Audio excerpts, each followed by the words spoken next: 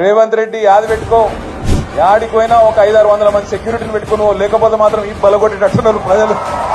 ఎక్కడికి పోయినా మాట్లాడతారు, అక్కడక్కడ డైలాగులు కొడుతుంటారు రేవంత్ రెడ్డి. కేసీఆర్ దమ్ముందా అంటారు, కేసీఆర్ అంటే నేను అంటున్నా కేసీఆర్ కావాలంటే ఈయన మన సోషల్ మీడియాలో పోస్టులు పెట్టే పిల్లగానే తట్టుకోలేకపోతుంది.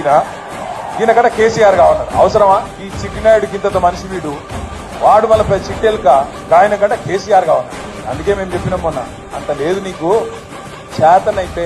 ఇప్పుడు అసెంబ్లీ నడుస్తుంది కదా, రేవంత్ రెడ్డి గారు నాకు ఈ భాష ఇష్టం ఉండదు, నిజంగా చెప్పాను, నాకు తప్పదు. నాకు నిజంగా అప్పుడప్పుడు నాకు ఇష్టం ఉండదు. చదువుకున్నా రేవంత్ రెడ్డి లెక్క నేను ఆడ ఆవార తిరిగినాను కాదు. ఎక్కడో పోయి బయట దేశంలో పోయి కొంత ఉద్యోగం సంపాదించుకున్నా, కొంత పేరు సంపాదించుకున్నా, నాకు ఇష్టం ఉండదు.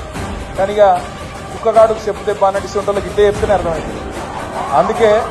అందుకే చెప్తున్నా, రేవంత్ రెడ్డికి అడుగుతా ఉన్నాను, నువ్వు నిజంగానే మగాడివి అయితే అసెంబ్లీ నడుస్తుంది కదా 15-20 రోజులు పెట్టు. మొదలు 10-15 రోజులు మొత్తం రాష్ట్రంలో ఉన్న ప్రజల సమస్యలు మాట్లాడదాం, లగచర్ల మాట్లాడదాం, గురుకుల పాఠశాలలు మాట్లాడదాం, అక్కడ ఉన్న సమస్యలు మాట్లాడదాం, రాష్ట్రంలో నువ్వు చెప్పిన 6 గ్యారెంటీలు మాట్లాడదాం, ఆటో డ్రైవర్లు ఎందుకు చచ్చిపోతున్నారో మాట్లాడదాం, చేనేత కార్మికులు ఎందుకు చచ్చిపోతున్నారో మాట్లాడదాం, బోనస్ ఎందుకు ఇస్తలేవో మాట్లాడదాం, మిగతా అన్ని విషయాలు మాట్లాడదాం. నీకు ఇష్టం ఉన్నంత కాలం రాష్ట్రం అప్పుల పాలైందని తప్పుడు ప్రచారం చేస్తున్నావు కదా, అది కూడా మాట్లాడదు. నువ్వు నిజంగానే మొగాడు అయితే 10 రోజులు ఇదంతా ఒడిచిపోయినాక మిగిలిన 4-5 రోజులు ఉన్నాయి కదా, ఆ స్కామ్ అంటున్నావు కదా, మొగోనివైతే అసెంబ్లీలో చర్చ పెట్టు, అక్కడనే సమాధానం చెప్తా నీకు అసెంబ్లీలో చెప్తా ఉంటాను.